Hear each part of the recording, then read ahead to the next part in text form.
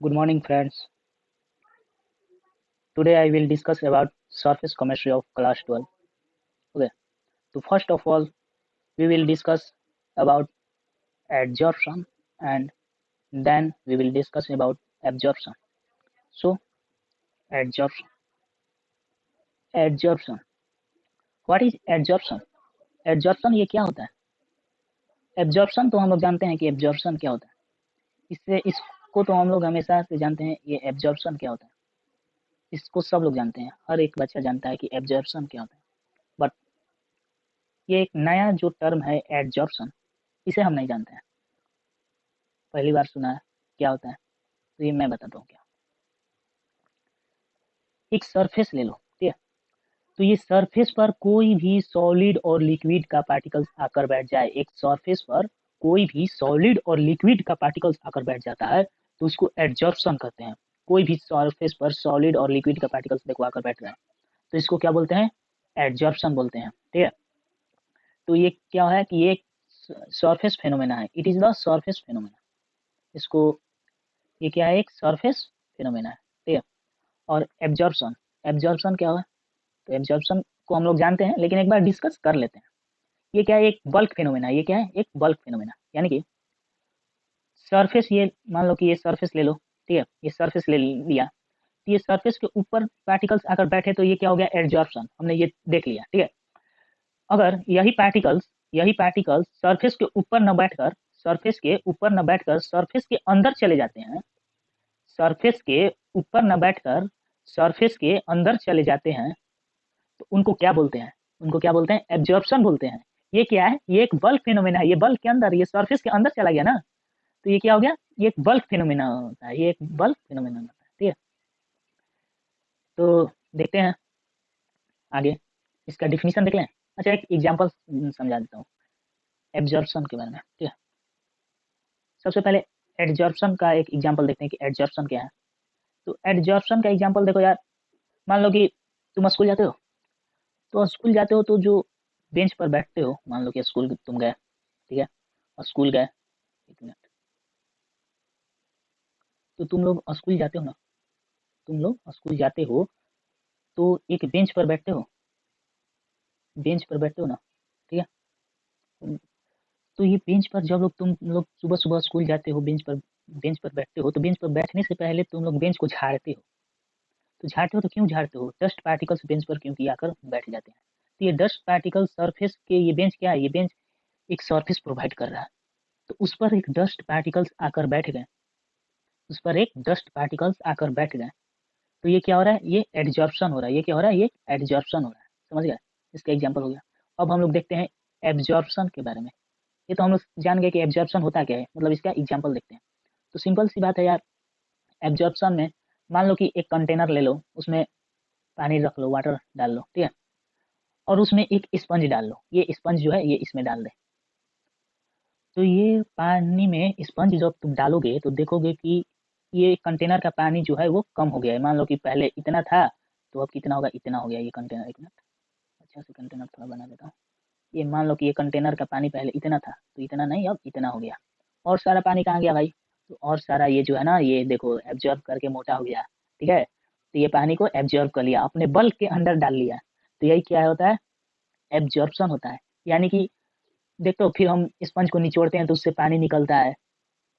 हम लोग बाल्टी में या कुछ भी में जब हम लोग स्पंज को डालते हैं तो वो उसके अंदर पानी चल जाता है. फिर उसको निचोड़ते हैं तो उससे पानी निकलता है. तो इसका मतलब उसके अंदर पानी गया, वो अपने अंदर वाटर को एब्जॉर्ब किया. तो इस फिनोमेनन को क्या बोलते हैं? एब्जॉर्प्शन बोलते हैं, ठीक है.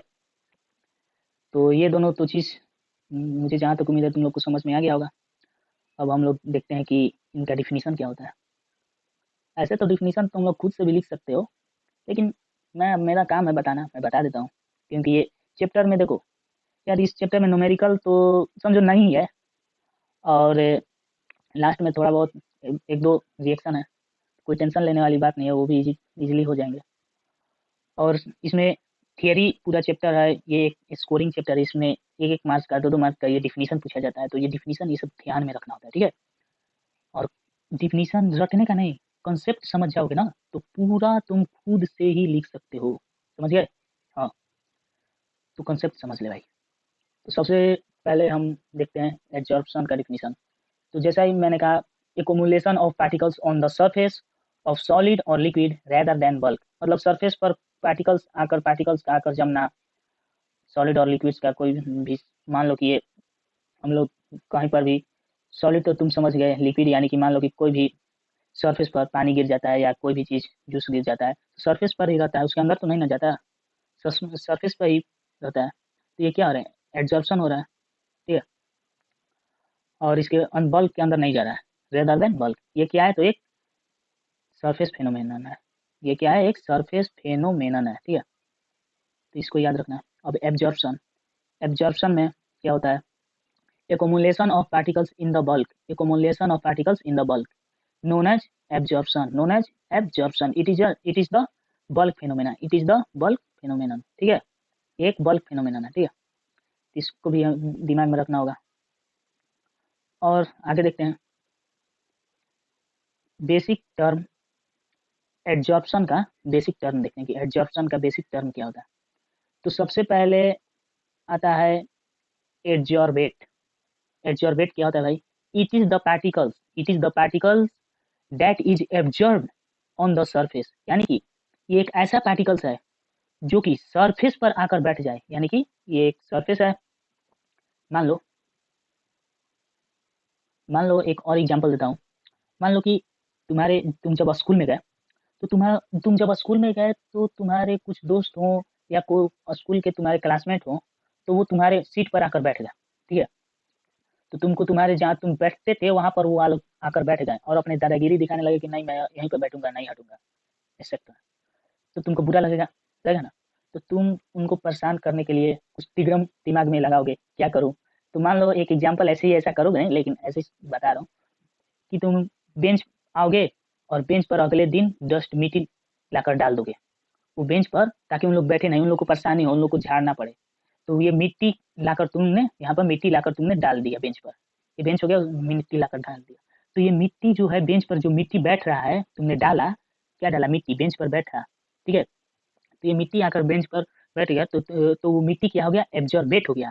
और तुम जहाँ से भी ये मिट्टी लाकर डाले, मान लो कि कहीं से भी तुम कहीं से ये मिट्टी लाकर, यहाँ से मान लो यहाँ पर तुम्हारा स्कूल है, और स्कूल में मान लो कि ये बेंच है, इस पर तुम यहाँ से मिट्टी उठाए, फिर लाकर यहाँ पर डाले मिट्टी इस बेंच पर। तो यहाँ से मिट्टी उठाकर अपने हाथ में या कोई भी चीज में जिसमें तुम मिट्टी को उठा रहे हो, ठीक है, तो किसी भी चीज में मिट्टी को उठाकर एक जगह से दूसरी जगह ले जा रहे हो ना, तो उसमें ले जाने के लिए किसका हेल्प हो रहा है, तुम्हारे हाथ हेल्प कर रहा है, या कोई भी, तुम्हारे हाथ हेल्प कर रहा है, या कोई भी ऑब्जेक्ट में, कोई भी बर्तन है, कुछ भी में उठाकर लेकर जा रहे हो, तो वो किसका काम कर रहा है, एब्जॉर्बेंट का काम कर रहा है, जिसमें तुम मिट्टी को उठाकर ले जा रहे हो, जो कि सरफेस एक प्रोवाइड कर रहा है। ये बेंच तो सरफेस प्रोवाइड कर ही रहा है, लेकिन यहाँ से उठाकर यहाँ इस बेंच तक ले जाने में ये जो सरफेस, बीच का जो सरफेस तुमको हेल्प कर रहा है, वो एब्जॉर्बेंट होता है। और जो यहाँ पर जिसको तुम उठा कर ले जा रहे हो, वहां पर रख रहे हो, वो एब्जॉर्बेट होता है, ठीक है। मुझे जहाँ तक उम्मीद है तुम लोग समझ गए होगे। इसको एग्जाम याद करने के लिए सिंपल तरीका, एब्जॉर्बेट है जिसको हम उठाकर ले, मतलब कहीं पर बैठा रहे हैं, मान लो कहीं पर बैठा रहे हैं इसको उठाकर, एब्जॉर्बेट। तो यहाँ पर BAT बेट, इसको कैसे याद करेंगे, बैट से याद करेंगे, बैट से। तो एब्जॉर्बेट याद रहेगा, तो एब्जॉर्बेंट हमेशा याद रहेगा। तो आज हम लोग यहीं तक देखते हैं। और एक और लास्ट एक बच गया, डी डिजॉर्प्शन। डिजॉर्प्शन क्या है, ये एडजॉर्प्शन का अपोजिट होता है। ये क्या होता है, एडजॉर्प्शन का ये अपोजिट होता है, अपोजिट होता है, ठीक है। Desorption reverse of process of adsorption, यानी कि एब्जॉर्प्शन हो रहा है, ठीक है, उसका रिवर्स कर दे। मान लो कि एब्जॉर्प्शन कहीं भी कोई सरफेस पर पार्टिकल जाकर बैठ रहा है, उसको झाड़ दिए, हटा दिए, तो क्या हुआ, डिजॉर्प्शन होगा, ठीक है। तो इसको डिजॉर्प्शन कहते हैं, एडजॉर्प्शन का अपोजिट प्रोसेस, ठीक है। तो आज यहीं तक रखते हैं। मुझे आशा है कि तुम लोग समझ गए होगे। Thank you.